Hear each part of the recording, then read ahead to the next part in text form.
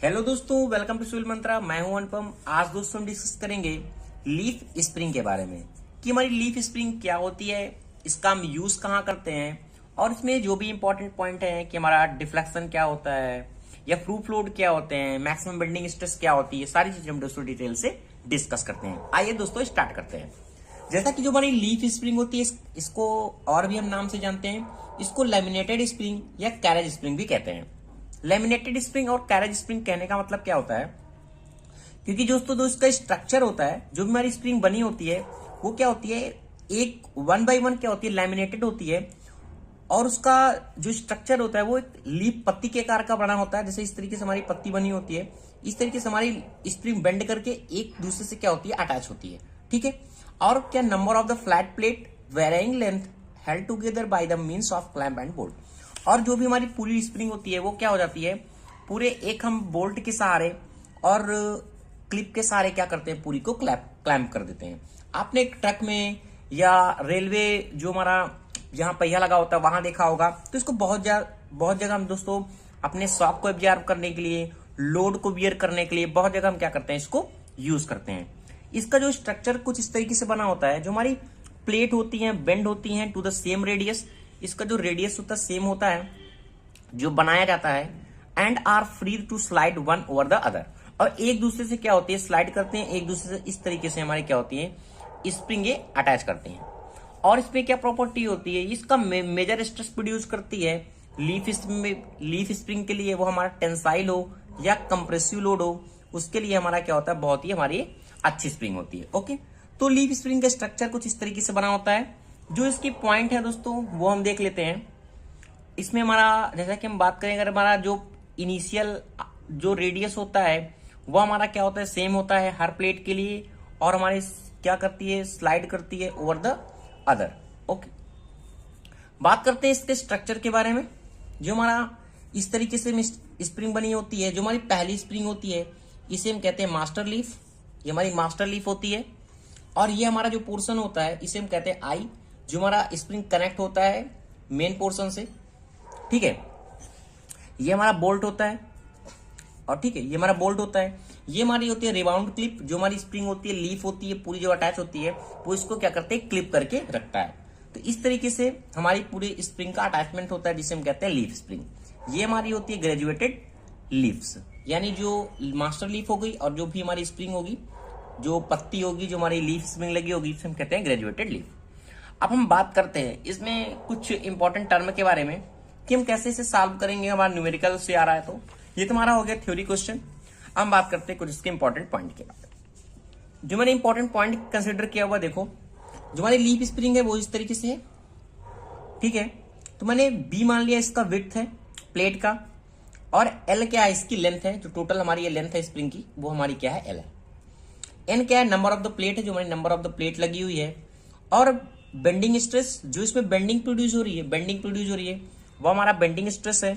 और जो इसमें लोड लग रहा है, this is the W, load acting W. And जो हमारा डिफ्लेक्शन है, ये हमारा क्या डिफ्लेक्शन है, ये हमारा जो डिफ्लेक्शन है उसको मैंने मान लिया, ये हमारा क्या डिफ्लेक्शन प्रोड्यूस हो रहा है। ठीक है, तो हम देखते हैं कैसे से हम सॉल्व करेंगे।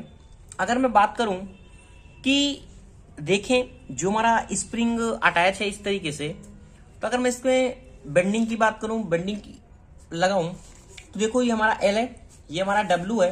तो इस तरीके से यहाँ जो वेट काम करेगा वो भी करेगा W/2 करेगा, और ये हमारा हो जाएगा W/2। तो अगर हम बेंडिंग इक्वेशन को फाइंड करते हैं तो W/2 इंटू L/2 हो जाएगा।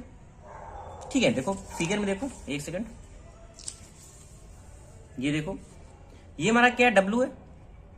ठीक है, W/2 इंटू हाफ डिस्टेंस के लिए L/2। तो इस तरीके से मैंने W/2 इंटू L/2 कर दिया। ये हमारा क्या बेंडिंग मोमेंट है। तो इस तरीके से इसको मल्टीपल करेंगे तो WL/4 हमारा फाइंड हो जाएगा कि हमारा बेंडिंग मोमेंट क्या आएगा। तो ये कितना होगा, बेंडिंग मोमेंट WL/4।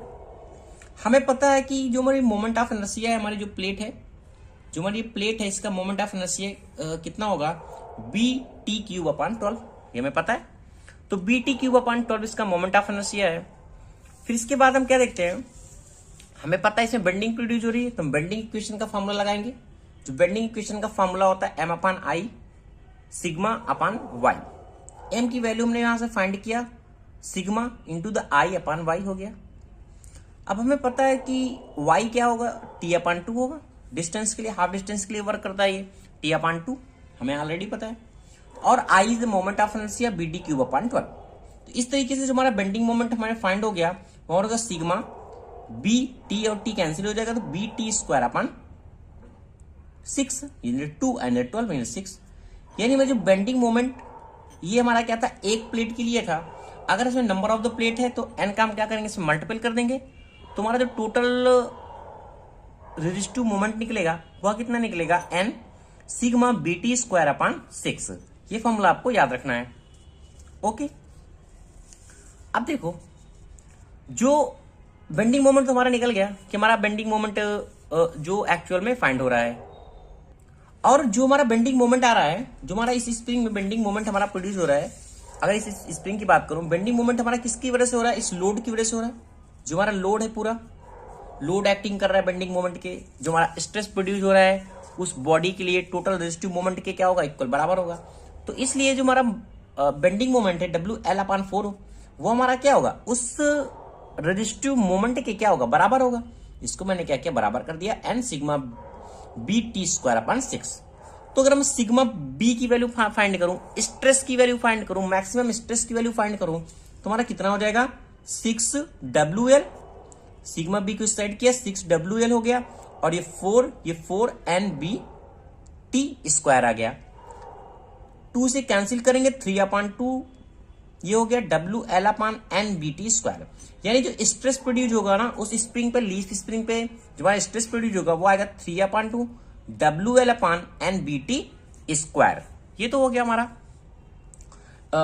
बेंडिंग हमारा कितना आ रहा है, कि रेजिस्टिव बेंडिंग हमारा कितना है और मैक्सिमम स्ट्रेस हमारा कितना आ रहा है, ये हमें पता चल गया। अगर हम बात करें कि हमारा डिफ्लेक्शन कितना प्रोड्यूस होगा, डिफ्लेक्शन की बात करते हैं। डिफ्लेक्शन को हम क्या करते हैं, y से यहां से डिनोट करते हैं, L स्क्वायर अपान 8R। हमने ऑलरेडी निकाला हुआ था सिंपल सपोर्टेड बीम के लिए जो हमारा डिफ्लेक्शन की वैल्यू आती है वो आती है L स्क्वायर अपान 8R आती है। अगर आपने डिफ्लेक्शन का वो वीडियो मेरा नहीं देखा है कि डिफ्लेक्शन कैसे फाइंड करते हैं, तो दोस्तों देख सकते हैं, सिंपल सपोर्टेड बीम में मैंने ऑलरेडी निकाला हुआ है L स्क्वायर अपान 8R। अगर आपको फिर भी दोस्तों प्रॉब्लम आ रही है कि ये कैसे आया, तो आप कमेंट सेक्शन में बता सकते हैं, मैं इसको भी आपको सॉल्व करके निकाल के दे दूंगा कि L स्क्वायर 8R हमारी वैल्यू कहां से आती है सिंपल सपोर्टेड बीम के लिए। ओके, क्योंकि हमारी ये क्या सिंपल सपोर्टेड बीम की तरीके एक्ट कर रही है। जो हमारी लीफ स्प्रिंग है वो हमारी क्या सिंपल सपोर्टेड बीम की तरीके से है। ओके, इसलिए L स्क्वायर अपान 8R आ जाएगा। अब हमें ये रिलेशन पता है, M/I सिग्मा अपान Y E/R। यहां से हमने क्या किया, रेडियस ऑफ कर्वेचर की वैल्यू निकालने के लिए R upon sigma Y and sigma कर लिया। ठीक है, तो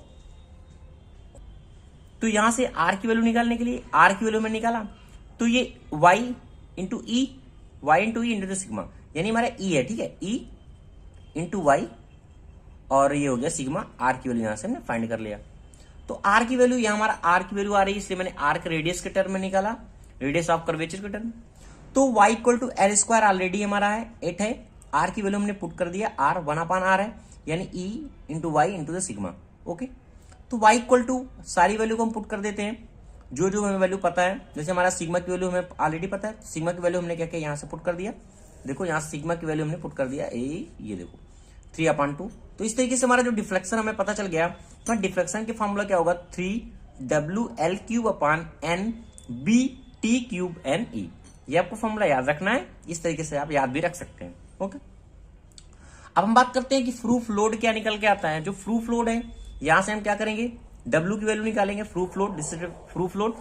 W जो इसका एक्चुअल लोड क्या होगा, this is called proof load. अगर हमें एक टर्म आता है y डैश इक्वल टू हम 0 कर देते हैं, अगर डिफ्लेक्शन के टर्म में हमारा जो निकल के आता है result y minus y dash, अगर ये 0 हो जाता है तो y की वैल्यू डिफ्लेक्शन की प्रोड्यूस हो जाती है। तो हमारा प्रूफ लोड हमारा क्या होगा, W की वैल्यू यहां से हम फाइंड करते हैं, तो N at NBT³ E into the y, और हमारा क्या हो जाएगा ये 3L³। इस तरीके से हमें W की वैल्यू भी फाइंड हो जाएगी।